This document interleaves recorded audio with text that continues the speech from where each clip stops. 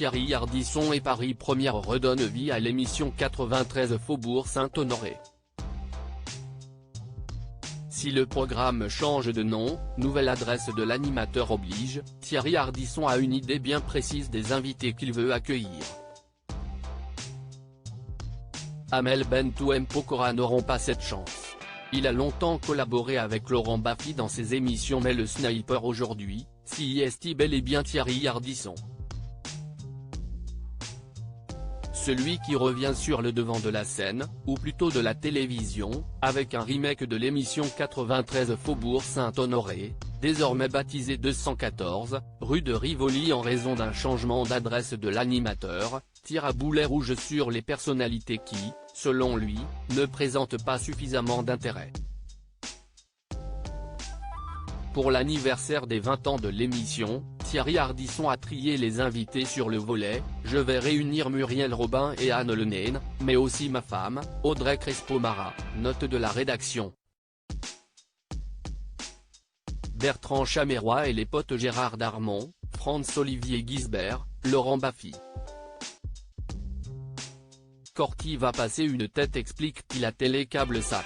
Car oui, Audrey Crespo-Mara, journaliste vedette de TF1, a eu l'aval de la chaîne comme il l'a fait savoir avec joie à Téléstar, je m'en réjouis.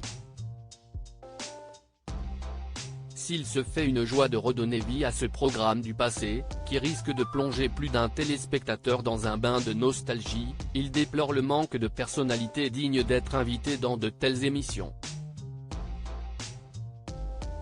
Il ne mâche d'ailleurs pas ses mots, on est dans un monde plus pauvre sur le plan culturel. C'est une des raisons pour lesquelles j'ai arrêté de faire du talk show, car ceux que je serais susceptible d'inviter ne m'intéressent pas. Quand vous avez eu la chance d'interviewer Serge Gainsbourg ou Easton Ellis, vous avez plus de mal à inviter Amir, Amel Bentou M. Pokora.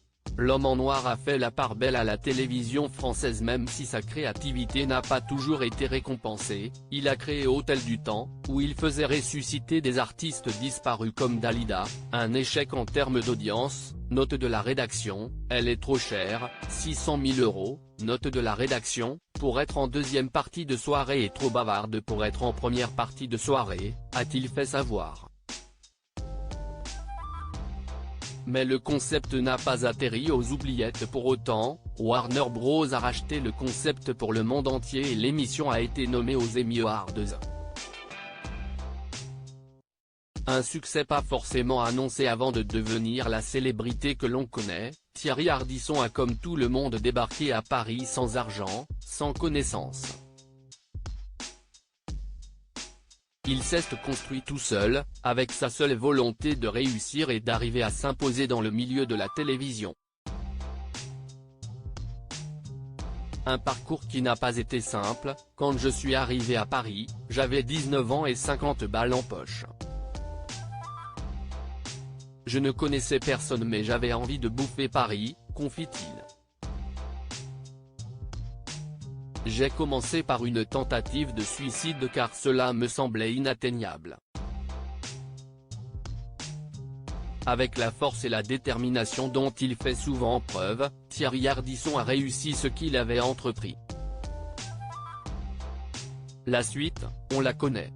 Ce n'est pas pour rien que Paris Première propose de redonner vie à l'un de ses concepts le temps d'une soirée et que la chaîne YouTube, Ina Harditube ou encore Hardivision, reprenant toutes ses émissions, cartonne. Rendez-vous le vendredi 15 décembre pour retrouver Thierry Ardisson dans 214 rue de Rivoli sur Paris Première dès 21 h.